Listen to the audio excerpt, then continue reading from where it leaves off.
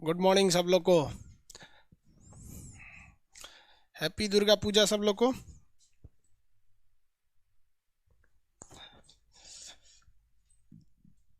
Happy Dussehra आप सब लोग को। इससे पिछले 2-4 क्लास आपको रिकॉर्डेड मिल गए थे। अच्छा, पीडीएफ अभी नहीं मिला, ठीक है पीडीएफ डाल देंगे। इससे पहले के 2-4 क्लास आपको रिकॉर्डेड मिल गए होंगे। चलिए यहाँ पे अब थोड़ा सा हम आपको बता देते हैं। आगे संसद में ये लोकसभा है और ये राज्यसभा है, सारे के बारे में हम डिटेल से बताए थे आप लोग को। इसमें 545 होते हैं, इसमें 245 होते हैं। पीओके के लिए 5 चीज़ें छोड़ दी जाती है। इसमें 2 तरह के सदस्य होते हैं।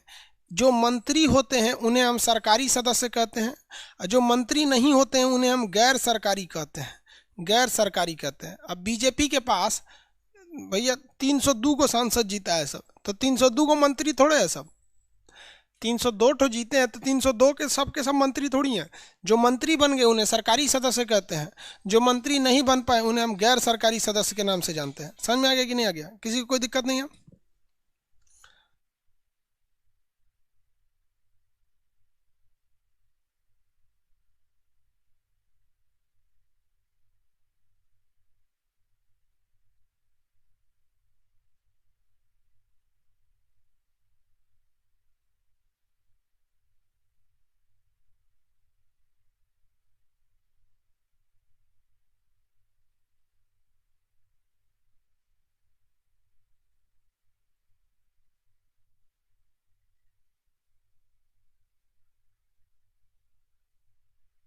देखिए, सरकारी सदस्य जो होते हैं वो बहुत कम होते हैं, क्योंकि बीजेपी में सबको सब मंत्री थोड़ी बना देंगे। जो मंत्री नहीं बन पाए वो तो सरकारी है ही नहीं है, गैर सरकारी सदस्य है वो। तो सरकारी और गैर सरकारी में ऐसा मत सोचिएगा कि जिसकी सरकार है उसके सारे लोग सरकारी सदस्य होंगे। सरकारी और गैर सरकारी हो जाते हैं ये। इसमें हम आपको बताए थे संसद की अध्यक्ष और उपाध्यक्ष के बारे में, कंप्लीट बता दिए थे आप। वो पिछला वीडियो देखे होंगे, समझ में आ गया होगा आपको। लोकसभा की कार्रवाई की पूरी देखरेख कौन करता है? लोकसभा का अध्यक्ष। लोकसभा का अध्यक्ष लोकसभा में सबसे ज्यादा पावर रखता है। हम वीडियो दे दिए थे, भले वो रिकॉर्डेड था, आपको देखना है। वो सभापति क्या होते हैं भाई? वो राज्यसभा की सारी कार्रवाइयां सभापति देखते हैं। अब बताइए, लोकसभा का अध्यक्ष कहाँ का होता है? खुद लोकसभा का होता है।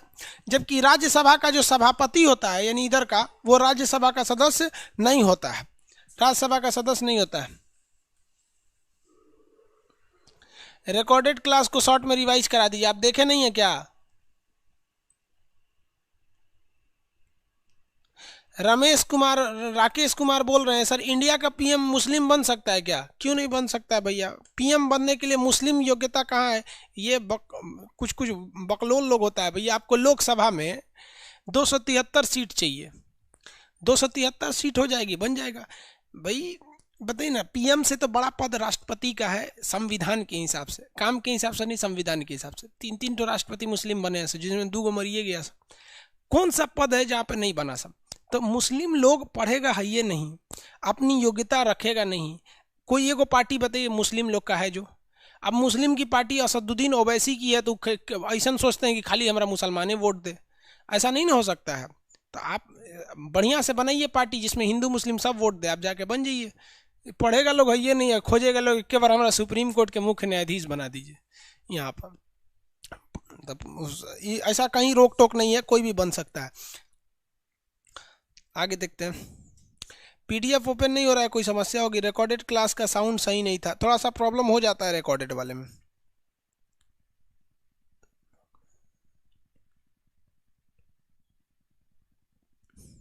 रिकॉर्डेड क्लास आपके ज़्यादा नहीं रहेंगे बाबू, थोड़ा बहुत रह जाता है बस। ये लास्ट हो गया, इसके बाद कोई रिकॉर्डेड नहीं रहेगा। आगे देखिए, हम समिति तक रिकॉर्डेड में बता दिए थे। समिति में सबसे महत्वपूर्ण समिति थी वित्तीय समिति। उसमें 3 समितियां थी, हम उसको रिवाइज कर देते हैं फिर आगे समझ आते हैं। एक समिति थी जिसका नाम था प्राक्कलन समिति। प्राक्कलन समिति या एस्टीमेट समिति। प्राक्कलन समिति में 30 सदस्य होते हैं और 30 के 30 सदस्य लोकसभा के होते हैं। इनका काम क्या हो जाता है? बजट तैयार करना और धन निकालना। बजट और धन को निकालना, कि धन निकाले कि क्या क्या काम हुआ है, लेकिन वो धन अच्छे जगह लगा कि नहीं, इसका काम करती है लोक लेखा समिति।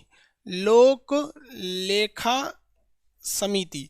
लोक लेखा समिति में क्या होता है कि भाई लोकसभा के भी लोग होते हैं, लोकसभा के 15 और राज्यसभा के 7। टोटल कितने हो गए भैया?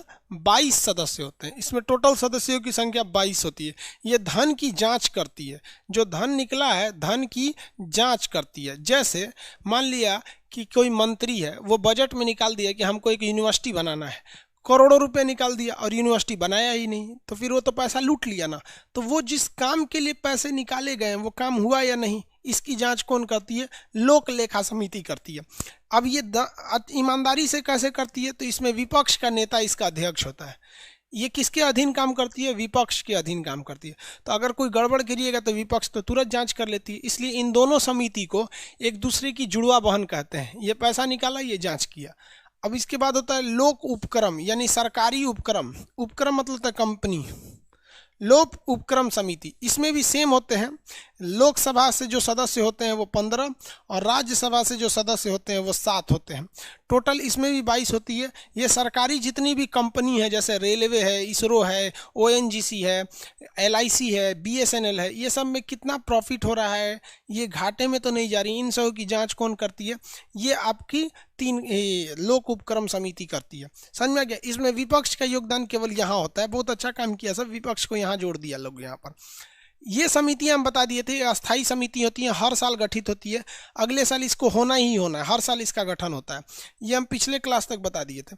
अब हम आपको बताते हैं अस्थाई समिति, टेम्पोररी समिति, जिसे हम लोग एडहॉक समिति कहते हैं। इसे स्टैंडिंग कहते थे जो अस्थाई थी, एडहॉक समिति, एडहॉक या फिर इसे अस्थाई। ये कभी कभी होती है, 8-10 साल पे कभी गठित कर दिया गया, नहीं तो नहीं किया जाता है। इतना बड़ा बड़ा कमेंट लिखता है सर, मेरा PDF नहीं खुल रहा है सर, अनइंस्टॉल करने के बाद भी नहीं खुल रहा है। अब हम क्या करेंगे? अब आपके मोबाइल में थोड़े घुस जाएंगे, कोई प्रॉब्लम होगा आपके मोबाइल में, किसी से दिखा लीजिए। कुछ अनुच्छेद उसमें नहीं बताया गया, प्लीज़ एक अनुच्छेद बता दीजिए।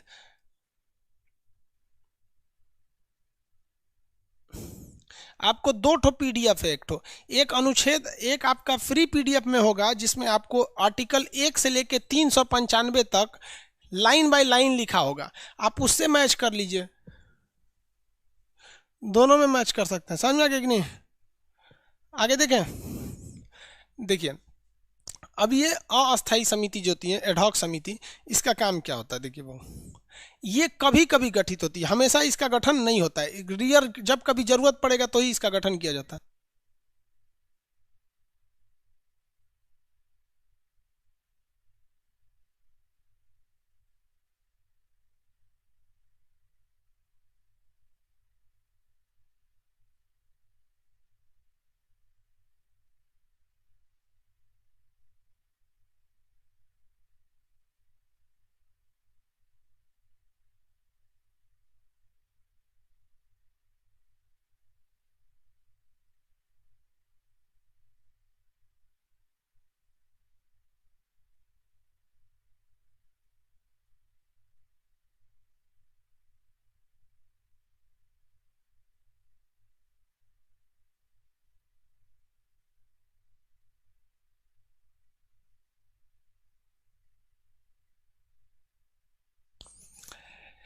ये कभी एडहॉक का मतलब ही होता है, जैसे एक टीचर भी होते हैं लोग, एडहॉक पे रखा जाता है। जैसे किसी किसी यूनिवर्सिटी में टीचर की कमी रहती है ना, तो एडहॉक पे रख ले लेता है, टेम्पोररी। ये 2 तरह से होगी, 2 तरह की होगी। एक होती है प्रवर समिति, एक होती है संयुक्त प्रवर समिति, और एक होती है, देखिए इधर हो जाएगा प्रवर।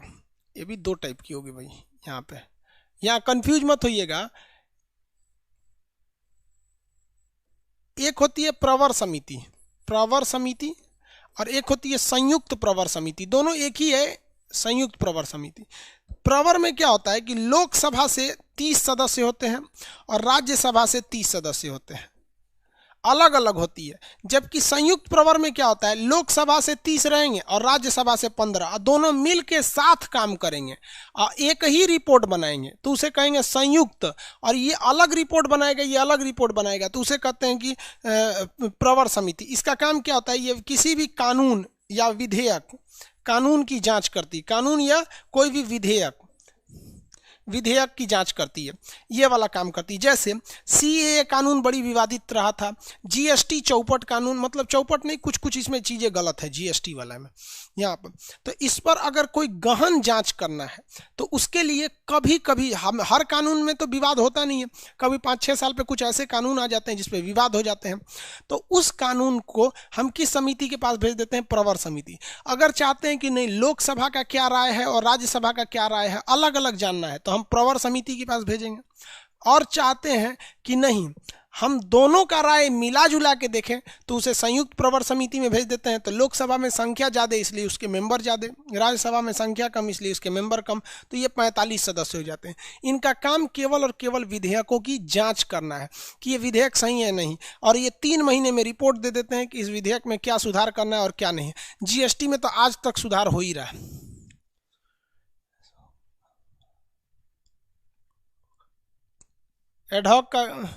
एडहॉक का मतलब होता है कि टेम्पोररी। अच्छा भाई, ऋषिकेश जी बोल रहे हैं आर्टिकल 63, 64, 65 देख लीजिएगा, देख लेंगे भाई।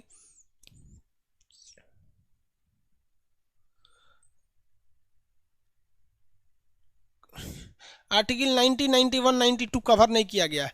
वो 90, 91, 92 आपको बोल रहे हैं ना कि आपका जो फ्री पीडीएफ सेक्शन है उसमें आर्टिकल 1 से लेके 395 देख लीजिएगा। जो फालतू अनुच्छेद हैं जो काम के नहीं है उसको क्लास में क्यों कवर करेंगे? हम आपको 90, 91 ये सब आपको इसमें लिखा हुआ है, आप जब पढ़ेंगे तो आपको खुद समझ में आ जाएगा। वो आर्टिकल मतलब कंपटीशन के हिसाब से नहीं है, लेकिन वो सारी चीज़ें आपको बताया गया है। जैसे इसमें हम आपको आर्टिकल बता रहे हैं, नहीं बता रहे हैं, क्योंकि इससे आज तक आर्टिकल से क्वेश्चन ही नहीं पूछा समितियों के लिए कि ये समिति किस आर्टिकल में है, तो इसलिए इसका आर्टिकल नहीं बता रहे हैं। लेकिन ये हम घर से थोड़ी बता रहे हैं, संविधान में ही लिखा हुआ है। तो जो चीज़ें कभी एग्जाम में पूछी ही नहीं, अगर वो बता देंगे तो फिर पॉलिटी आपके लिए बोझ बन जाएगी। समझ में आएगी नहीं? आ गया? अब 395 का हम हर एक चीज़ बताएंगे, कुछ भी नहीं छोड़ेंगे, लेकिन आर्टिकल पे फोकस वहीं करेंगे जो कभी एग्जाम में या इंटरव्यू में या कहीं पूछा जाता है। समझ में आ रहा है कि नहीं आ रहा? चलिए देखिए, अब ये हो गया आपका प्रवर समिति। दूसरी टाइप की जो समिति होती है वो संसदीय होती है, और ये भी 2 टाइप की होती है। संसदीय समिति भी 2 टाइप की। अगर संसद के अलग अलग विचार जानना है तो संसदीय, नहीं तो संयुक्त संसदीय। संयुक्त संसदीय, ये संयुक्त प्रवर था और ये संयुक्त संसदीय हो जाएगा। इसमें भी सेम, अगर आपको लोकसभा और राज्यसभा का अलग अलग विचार जानना है तो दोनों के लिए अलग अलग बनाइए, और मिला जुला विचार जानना है कि लोकसभा क्या सोचती है इस मैटर पे और राज्यसभा क्या सोचती है, तो लोकसभा का 30 और राज्यसभा का 15, यानी टोटल ये 45 लोग मिलकर रिपोर्ट बनाएंगे। ये क्या करती है? ये घोटाले की जाँच करती है। घोटाला अगर हो जाता है, घोटाला की जाँच, संसद वाले लोग घोटाले की जाँच करते हैं। समझ में आ गया कि नहीं आ गया? इसमें ज़्यादा खतरनाक होता है संयुक्त प्रवर समिति, संयुक्त समितियाँ। रीजन समझिए कि अगर के अलग अलग बनाएंगे अलग अलग, तो देखिए बीजेपी का लोकसभा में बोलबाला है, राज्यसभा में उतना पहुंच नहीं है, तो अलग अलग बनाएंगे ना तो लोकसभा वाला कह देगा सही है, राज्यसभा वाला कहेगा कि गलत है। उससे अच्छा अलग अलग नहीं बनाइए। क्या बनाइए? ज्वाइंट पार्लियामेंट्री कमेटी बनाइए, जेपीसी, ज्वाइंट पार्लियामेंट्री कमेटी।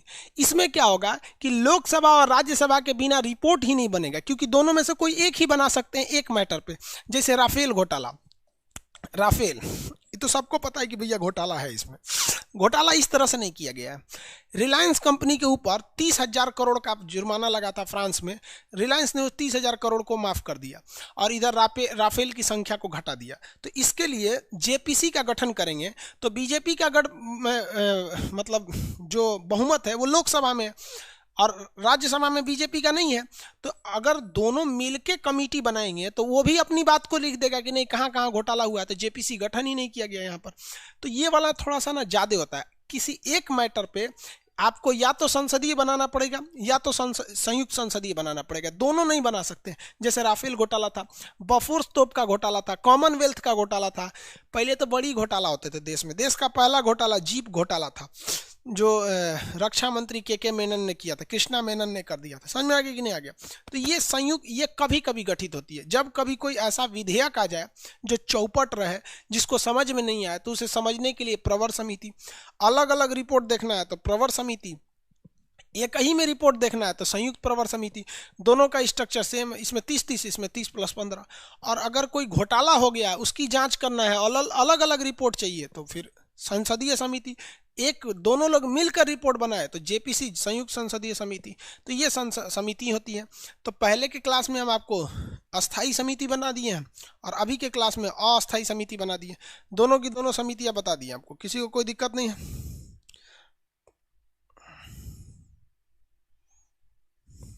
हो गया? बहुत बड़ा बड़ा कमेंट कर रहा है, पता नहीं क्या।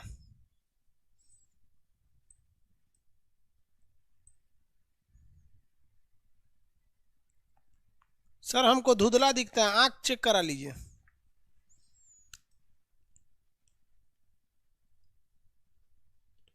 सुधार के लिए बधा है ये, नहीं पता नहीं क्या बोल रहे। मंत्री और नेता में क्या डिफरेंस होता है?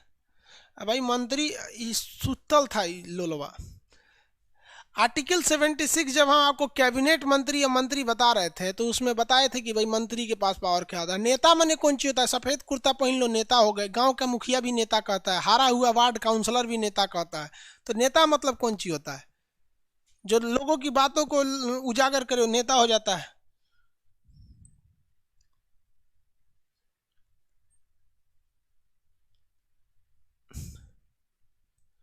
आगे बढ़े।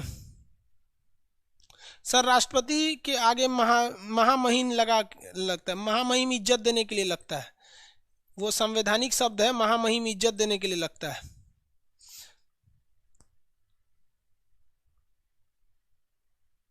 टेम्पोररी कहेंगे लोग, एडहॉक समिति।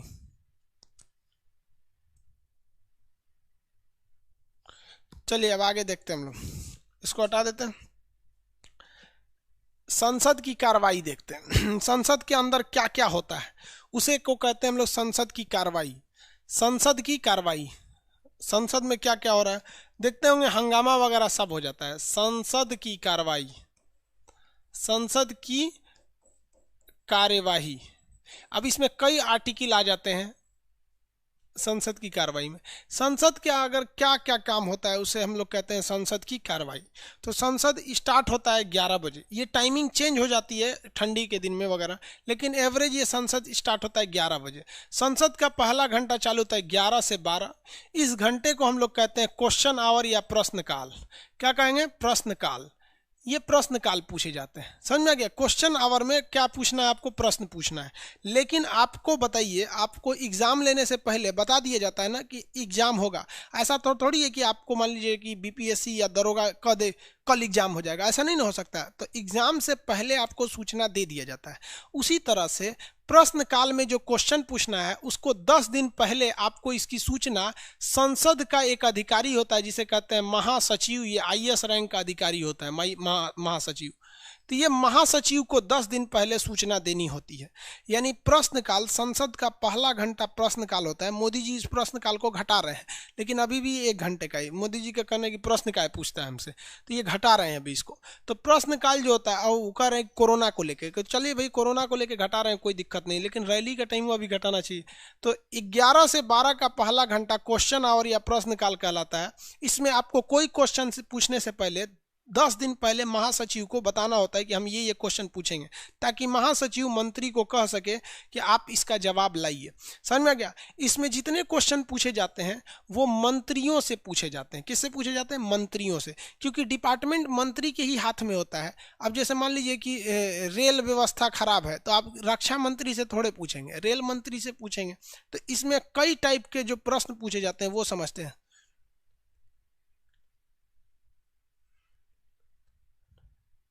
ये कौन बोल रहे हैं? रोशन कुमार सर, कोई क्लास मतलब रिकॉर्डेड मत दीजिए। यहाँ पढ़ा पढ़ा के कमेंट करना बंद कर दो। कमेंट हो, आदमी कमेंट की ओर ध्यान से देखता है ना कि बच्चों का कोई क्वेश्चन का प्रॉब्लम होगा। ये सब उल्टे सीधा बोलते रहता है। 20 बार बोल दिए बाबू रिकॉर्डेड नहीं जाएगा, कुछ प्रॉब्लम थे इस वजह से आदमी रिकॉर्डेड डाल दिया, नेट का प्रॉब्लम। तो इनको कहानी सुनाओ बैठ के। आधे आदमी पढ़ाई की, आधा इन लोग को नौटंकी सुने। सबसे अच्छा रिकॉर्डेड ही रहता है। पढ़ा के चल जाओ, नौटंकी सुनने का जगह नहीं। बाबू हम आपको बता दें, केवल 5% कमेंट जो होते हैं वो काम के रहते हैं। 5% कमेंट, बाकी 95% ऐसा कमेंट रहता है मन करता पटक दे टीवी उठा के। देखिए, ये जितने क्वेश्चन पूछे जाते हैं ये संसद के जो सदस्य होते हैं, जिन्हें हम गैर सरकारी सदस्य कहते हैं, वो मंत्री से पूछते हैं। किससे पूछते हैं? मंत्रियों से पूछते हैं। मंत्री कैसे सदस्य होते हैं भैया? वो सरकारी सदस्य होते हैं, सरकारी सदस्य होते हैं। मान लीजिए कि अमित शाह जो हैं, अमित शाह के पास अभी क्या है? होम मिनिस्ट्री है, गृह मंत्रालय है। मोदी जी कहेंगे आप गृह मंत्रालय मत देखिए, बीजेपी पार्टी को देखिए, क्योंकि अभी पार्टी का हालत ठीक ठाक नहीं चल रहा है, बहुत जगह से चुनाव में स्थिति सही नहीं है। तो गृह मंत्रालय अगर छीन लिया जाएगा तो क्या हो जाएंगे? वो एक नॉर्मल मंत्री, नॉर्मल सदस्य हो जाएंगे। तो इसमें कई टाइप के प्रश्न पूछे जाते हैं सब। उसमें सबसे पहला जो प्रश्न आता है कैटेगरी नंबर 1, उसे कहते हैं हम लोग ओरल प्रश्न, जिसे हम लोग कहते हैं तारांकित प्रश्न। ओरल प्रश्न या तारांकित प्रश्न, तारांकित प्रश्न। कैसे? तारांकित प्रश्न। ये कैसे पूछे जाते हैं? ओरल, मौखिक पूछे जाते हैं किसी भी मंत्री से। आप संसद में वीडियो वगैरह देखते होंगे तो जिसमें कई ओरल प्रश्न पूछे जाते हैं, मंत्री से कहा जाता है कि बताइए आपको मतलब ये डिपार्टमेंट इतना गड़बड़ क्यों है, तो मंत्री लोग वहां जाके जवाब देते हैं लोग। तो ओरल जब भी कभी प्रश्न पूछे जाते हैं तो उसे हम लोग क्या कहते हैं? तारांकित प्रश्न का नाम से जाना जाता है। तारांकित प्रश्नों में एक चीज का डिपेंड रखता है कि कितने क्वेश्चन पूछ सकते हैं आप। तो इसमें दो चीजें मायने रखती हैं। एक, टोटल दिन में कितना क्वेश्चन पूछना है, और एक मेंबर कितना पूछ सकता है। तो एक जो सदस्य होता है वो कितने क्वेश्चन पूछ सकते हैं और पूरे डे में कितने क्वेश्चन पूछ सकते हैं। आपको पता है कि तारांकित प्रश्न जो होते हैं ये इजीली पूछ सकते हैं आप किसी भी मंत्री से, इससे ज़्यादा तामझाम नहीं होता है। तामझाम नहीं होने की वजह से अगर संख्या ज़्यादा कर देंगे ना तो फिर मंत्री से 20 बार क्वेश्चन एक को पूछते रहेगा। इसलिए कह दिया गया कि एक सदस्य 5 क्वेश्चन पूछेगा और दिन भर में मैक्सिमम 20 को क्वेश्चन का जवाब दिया जाएगा। एक दिन में मैक्सिमम 20 क्वेश्चन का जवाब दिया जाता है। कौन सा? ओरल का। यानी अगर आप देखेंगे तो एक सदस्य 5 पूछ सकता है। मान लीजिए एक को पूछ के बैठ गया, एक को पूछ के बैठ, अगर एक को पूछ के बैठ जाएंगे सब तो 20 आदमी पूछ लेगा। और सोचो एक को 5-5 क्वेश्चन पूछेगा तो 4 को पूछ पाएंगे सब। इसको संख्या कम क्यों किया गया है? क्योंकि इसका आप कॉम्प्लीमेंट्री पूछ सकते हैं, यानी पूरक प्रश्न। पूरक प्रश्न को कहते हैं इंग्लिश में कॉम्प्लीमेंट्री। कौन सा क्वेश्चन पूछ सकते हैं इससे? कॉम्प्लीमेंट्री। मतलब कभी कभी क्या होता है कि कोई सदस्य ने सवाल पूछा और उस सवाल से वो संतुष्ट नहीं हुआ है तो उसे और कंप्लीट पूछने के लिए एक कॉम्प्लीमेंट्री क्वेश्चन पूछ देता है। क्या पूछ देता है? कॉम्प्लीमेंट्री क्वेश्चन पूछ देता है। जैसे आप ट्रेन में बैठे हैं या कभी जहाज में बैठे हैं और आप किसी बगल के आदमी से पूछें कि भाई साहब आप कहाँ के हैं, तो कह दिए कि हम लखनऊ के हैं। और आप भी अगर लखनऊ के हैं तो चौंक जाते हैं, कहते अरे लखनऊ के हैं। तो फिर आपने एक क्वेश्चन पूछ दिया कि आप कहाँ के हैं, तो कहते हैं लखनऊ के। और आप भी अगर लखनऊ के हैं ना तो फिर उससे एक पूरक क्वेश्चन पूछेंगे, लखनऊ के, लखनऊ में कहाँ? तो कहेगा गोमती नगर। अब पता चला गोमती नगर में आप भी रहते हैं तो पूछेगा अरे गोमती नगर, गोमती नगर में कहाँ? तो बोला गली नंबर 6। तो कहे गली नंबर 5 में तो हम रहते हैं। तो किसी क्वेश्चन से रिलेटेड उसे और कंप्लीट जानने के लिए या फिर उसे और स्पष्ट करने के लिए जो क्वेश्चन पूछे जाते हैं उन्हें कहा जाता है पूरक प्रश्न या कॉम्प्लीमेंट्री सवाल पूछे जाते हैं। समझ में आ गया? संसद की कार्रवाई में पहला घंटा प्रश्नकाल होता है। इसमें प्रश्न पूछे जाते हैं। इसमें कोई भी प्रश्न पूछने से पहले आपको 10 दिन पहले उसकी सूचना महासचिव को देनी होती है। मंत्री इसका जवाब देते हैं। अगर ओरल जवाब दिए तो उसे कहा जाता है तारांकित, और अगर ओरल नहीं दिए तो उसे कहते हैं अतारांकित। अब ये जो रिटन जवाब चाहिए उसे अतारांकित कहते हैं। बहुत सी चीज़ों का जवाब रिटन चाहिए होता है। जैसे जीडीपी का ग्रोथ रेट कितना है, हर महीने जीडीपी मान लीजिए जून में क्या थी, जुलाई में क्या थी, अगस्त में क्या थी, तो मंत्री को इतना याद थोड़े रहता है। वो अपने डिपार्टमेंट के अधिकारियों से कहेगा कि भैया ये सारा जवाब लाओ। तो एक होता अतारांकित, अतारांकित इसे कहते हैं रिटेन में चाहिए, रिटेन में जवाब चाहिए। अब एक बात बताओ भाई, अगर आप रिटेन में क्वेश्चन पूछे हैं तो रिटेन में जवाब भी तो आएगा। ऐसा थोड़ी है कि आप रिटेन में सवाल पूछेंगे तो ओरल वो जवाब देगा। ये जवाब कैसे पूछे जाते हैं? रिटेन में पूछे जाते हैं। अब रिटेन में पूछने से पहले कितने दिन पहले आपको सूचना देना है? 10 दिन पहले आपको सूचना देना है कि जीडीपी का ग्रोथ रेट बताइए, किस बैंक में कितना पैसा जमा है। जैसे किसी ने पूछ दिया कि पीएनबी में कितना पैसा जमा है, तो ये सब सवालों के जवाब ईजी होते हैं, PDF के रूप में सबको दे दिया जाता है। लो भैया जिसको जिसको जानना है जान लो पीडीएफ के रूप में। तो इसमें रिटन पीडीएफ दे दिया जाता है।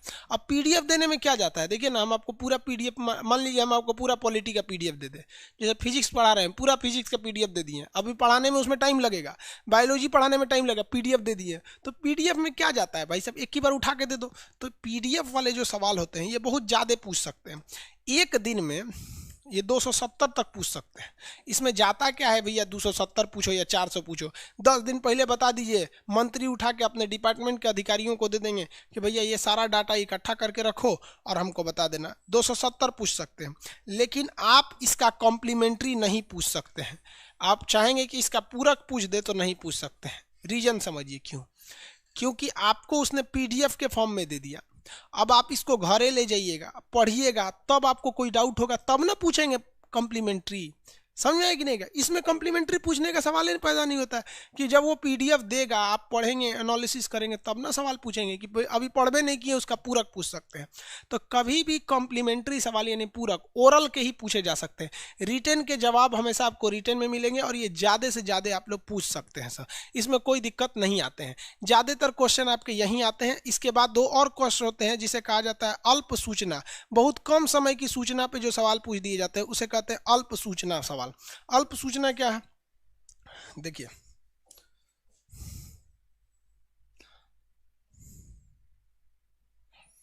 बी नंबर आएगा ना, बी सी नंबर। अल्प सूचना, अल्प मतलब होता है कम, सूचना मतलब होता है टाइम, लेस टाइम पे पूछ सकते हैं। अल्प सूचना क्या होता है कि 10 दिन से कम समय पे, देखिए हमें कोई भी सवाल पूछने से लिए हमको कितने दिन का टाइमिंग चाहिए, 10 दिन का टाइमिंग चाहिए पहले। लेकिन कभी कभी अचानक कोई घटना हो जाती है, जैसे मान लीजिए संसद में कार्रवाई चल रहा है और हम संसद के सदस्य हैं, हमको कोई दिक्कत नहीं, अचानक पता चला हमारे यहाँ जंगल में आग लग गया।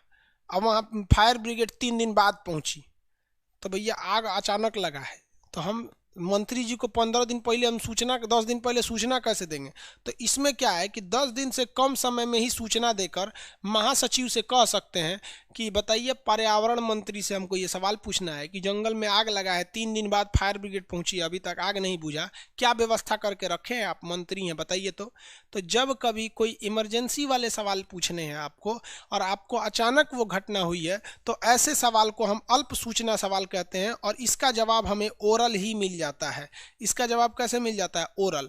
और इसका आप पूरक भी पूछ सकते हैं, क्योंकि पूरक का मतलब ये होता है कि ओरल सवाल हो सकते हैं। ये समझ में आ गया? ये जितने सवाल पूछे जाते हैं ये सब के सब जवाब, सवालों के जवाब कौन देते हैं? मंत्री देते हैं। कौन देते हैं? मंत्री देते हैं। मंत्रियों से कितने तरह के सवाल? ओरल पूछे तो तारांकित, रिटन पूछे तो अतारांकित, इमरजेंसी वाला सवाल पूछे तो अल्प सूचना। जरा एक बात बता भाई लोग, यहाँ देखिए, ये लोकसभा है, ये राज्यसभा है। राज्यसभा में 245, लोकसभा में 545। इसमें से कितने मंत्री होते हैं? अधिकतम संख्या 15 है, 15%। मान लीजिए कि 20 गो मंत्री हैं, 20 तो क्या है? मंत्री हैं। तो सरकारी सदस्य तो 20 ठो है। इधर से मान लीजिए राज्यसभा से 5 गो इधरों से मंत्री हैं सब, 5 तो इधर से मंत्री हैं सब। तो क्या देश में विकास का काम केवल इन्हीं मंत्रियों का है? जो इधर बच गए सब, 545 में से 20 तो घटा देंगे तो जो 525 बच गया सब, इन सब का कोई जिम्मेदारी नहीं है? इधर जो 200, मान लीजिए 245 में से 5 घटा दी 240, इन सब की कोई जिम्मेदारी नहीं है। ये अपने क्षेत्र में काम नहीं करेंगे। सांसद का काम होता है कि अपने एरिया में सड़क बनवाए, तालाब बनवाए, बिजली को देखे। तो केवल मंत्री का काम थोड़ी, मंत्री पूरा डिपार्टमेंट देखता है। जैसे मान लीजिए कि हम पटना के सांसद हो गए, सपोज कीजिए हम पटना के सांसद हो गए, तो हमारा काम है कि पटना में देखें कि सड़क ठीक से है कि नहीं है। अगर सड़क ठीक नहीं है तो हम जाके वहाँ मंत्री से कहेंगे, सड़क परिवहन मंत्री से, कि हमारे पटना में सड़क ठीक नहीं है, आप बनवाइए। मंत्री बनवाएंगे। तो मंत्री का काम है पूरे लोगों, पूरे देश को देखना। अकेले कैसे देख सकता है? तो जितने सांसद लोग हैं, लोग उसको आके बोलते हैं हमारे यहाँ सड़क बना दीजिए, हमारे यहाँ आके सड़क बना दीजिए। तो वैसे ही कहा गया है कि भाई मंत्री लोग के अलावे सांसद का भी काम है, तो उसे कहते हैं गैर सदस्य से पूछा गया सवाल। गैर सदस्य से पूछा गया सवाल। इसमें हम किससे पूछते हैं? वैसे सदस्य से पूछते हैं इसमें सवाल जो मंत्री नहीं है। मंत्री नहीं रहता है तो उसे गैर सरकारी सदस्य कहा जाता है। तो गैर सरकारी सदस्य से पूछा जाने वाला सवाल, तो इसे हम क्या कहेंगे? गैर सरकारी सदस्य से पूछा जाने वाला सवाल। गैर सरकारी, गैर सरकारी मतलब जो मंत्री नहीं है। गैर सरकारी सदस्य से पूछा जाने वाला प्रश्न, पूछा जाने वाला प्रश्न, पूछा जाने वाला प्रश्न। समझ में आ गया कि नहीं? क्या अब इसमें आप किसी से पूछ सकते हैं, गैर सरकारी सदस्य से, किसी गैर सरकारी सदस्य से पूछ सकते हैं कि आप क्या कर रहे हैं अपने एरिया में। तो हमारा अधिकार है कि हम मंत्रियों से पूछें और गैर सरकारी सदस्य से भी पूछ सकते हैं। ज़्यादातर सवाल मंत्रियों से ही पूछे जाते। समझ में आ गया? क्वेश्चन पूछा जाए आप बता देंगे? कमेंट ऑफ है, बताएंगे कैसे? ऐसे को आप अपने मन से बताइए, हम हटा देते हैं पेज को। ओरल प्रश्न को हम क्या कहते हैं? ओरल प्रश्न जो मुंह से पूछे जाते हैं, ओरल प्रश्न को तारांकित कहते हैं, क्योंकि उस पर आप तर्क कर सकते हैं, तर्क कर सकते हैं। तर्क को कंप्लीट करने के लिए जो प्रश्न पूछा जाता है उसे क्या कहते हैं? उसे कहा जाता है कि पूरक प्रश्न। लेकिन रिटन सवाल जो होते हैं उसका आप पूरक प्रश्न नहीं पूछ सकते, अतारांकित का। प्रश्न काल में प्रश्न पूछने से पहले कितने दिन पहले इसकी सूचना दी जाती है? तो 10 दिन पहले सूचना दी जाती है। 10 दिन पहले क्या दे दी जाती है? सूचना दे दी जाती है। किसे दी जाती है? महासचिव को दी जाती है। महासचिव साहब को दे दी जाती है। आइए अब आते हैं अपने टॉपिक पर। संसद का पहला घंटा हो गया, सारा कांड इसी में हो गया, सवाल पूछ दिए लोग, पूरा जितना सवाल पूछना है पूछ सकते हैं इसमें। अब आते हैं संसद के दूसरे घंटे की ओर। संसद का दूसरा घंटा होता है 11 से तो 12 वो हो गया, 12 से 1, इसे कहते हैं 0 आवर या शून्यकाल। ये नाम हमारे मीडिया वालों ने रख दिया, शून्यकाल। ऐसा कोई काल नहीं है, शून्यकाल है। इसमें कोई नियम कानून नहीं लगता है ससुरा, जो मन सवाल वो पूछिए, इस पर कोई कानून लागू नहीं होता है। इसी में सारा हंगामा होता है। सारे के सारे हंगामे किस में होते हैं? शून्यकाल में होते हैं। कोनो क्वेश्चन पूछ देगा, मुर्दाबाद मुर्दाबाद करने लगेगा, कुर्ता फाड़ देगा, जाके तो स्पीकर का माइकवा छीन लेता है, हल्ला क्या कर रहा है तुम यहाँ पर। उल्टा सीधा जितना कांड होता है सब किस काल में होता है? शून्यकाल में। पहला घंटा 11 से 12 प्रश्नकाल, 12 से 1 शून्यकाल।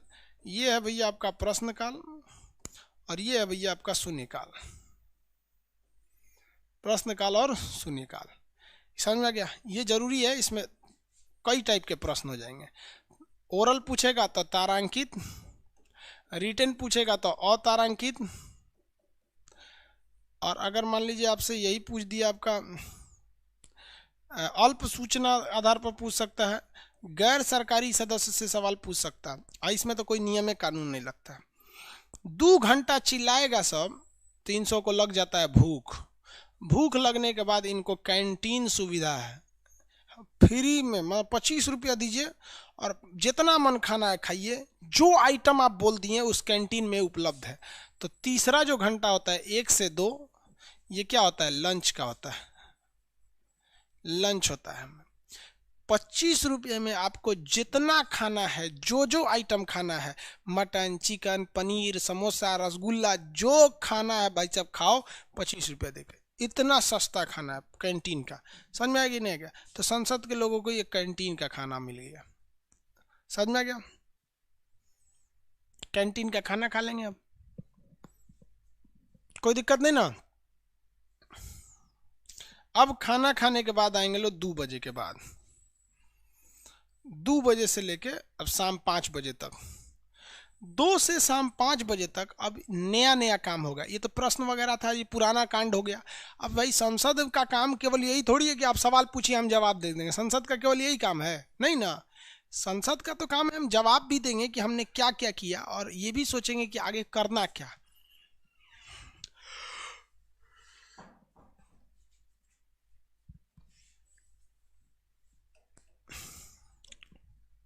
देखिए इत्मीनान से समझिए, बड़ा कॉम्प्लिकेटेड हो जाता है संसद वाली टॉपिक।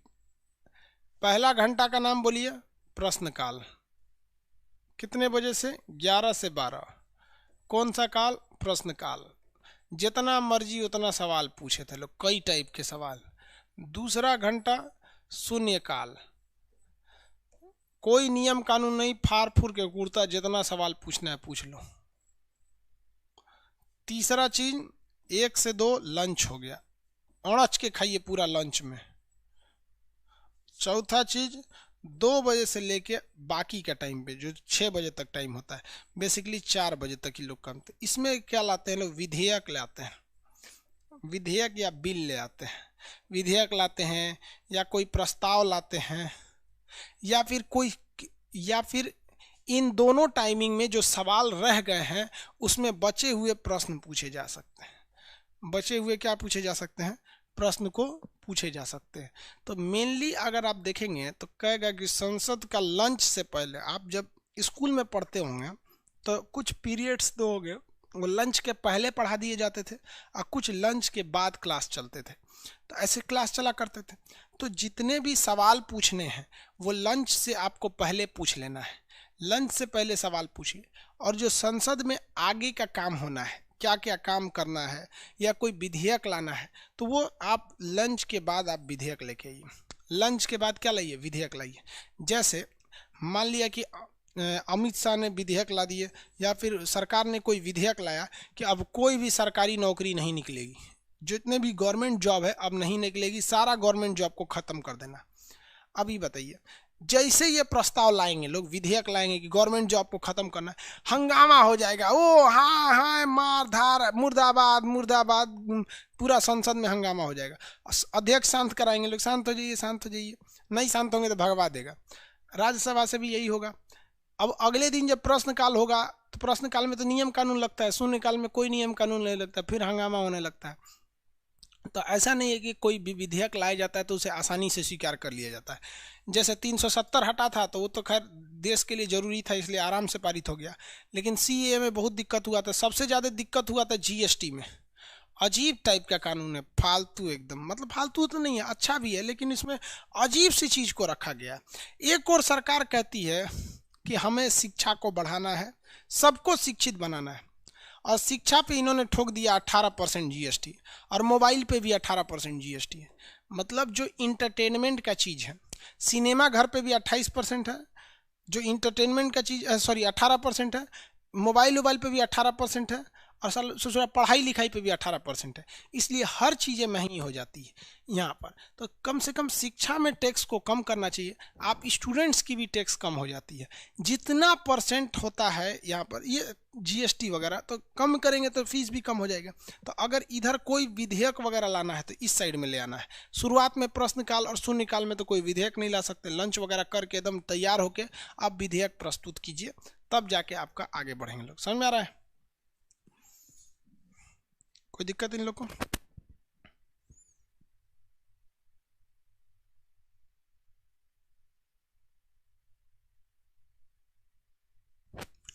देखिए इतना तो समझ में आ गया आप लोग को। आगे अब थोड़ा सा रिवाइज करा देते हैं इसको, हम अभी बताएंगे, पहले थोड़ा सा रिवाइज कर लीजिए। विधेयक तो टोटल संसद की समितियां बता दिए थे। सबसे बड़ी समिति जो थी उसमें संसद की प्राक्कलन समिति थी। यहाँ पे काल वगैरह सब समझा दिए आप लोग को। अब हमको समझाना है प्रस्ताव या विधेयक। प्रस्ताव और विधेयक, ये दो चीज में बताना है। विधेयक कब कानून बन जाता है, प्रस्ताव कौन कौन से होते हैं, इसमें आपको बता रहे हैं। ध्यान आकर्षण प्रस्ताव क्या होता है, ये फिर आपका कार्य स्थगन प्रस्ताव क्या होता है, गुलेटिन प्रस्ताव क्या होता है, निंदा प्रस्ताव क्या होते हैं। ये प्रस्ताव से सवाल आते हैं सब, कौन कौन सा प्रस्ताव है। फिर विधेयक से सवाल आते हैं सब कि विधेयक हो जाता है। जैसे जीएसटी में देखेंगे तो 101वां विधेयक, 122वां संशोधन, इस तरह से करके दे देते हैं सब। तो ये चीज़ें आपको अलग से बताएंगे, तो इसकी चर्चा हम कल करेंगे। आज के लिए इतना ही, ज़्यादा आज के लिए नहीं, क्योंकि दुर्गा पूजा आधे से ज़्यादा लड़के लोग दुर्गा पूजा में बिजी हैं। आप सब लोग दुर्गा पूजा अच्छे से मनाइए, अपने अंदर के रावण को मारिए। आपके अंदर भी राक्षस बैठे हैं सब, द्वेष, ईर्ष्या, झूठ, जलन, एक दूसरे से संस्कार की कमी, सबको नाश कीजिए। फिर क्लास कल करेंगे। अब पीडीएफ देख लेते हैं, बहुत से लड़कों का कमेंट था कि सर पीडीएफ में प्रॉब्लम था, पीडीएफ देख लेते हैं। ठीक है।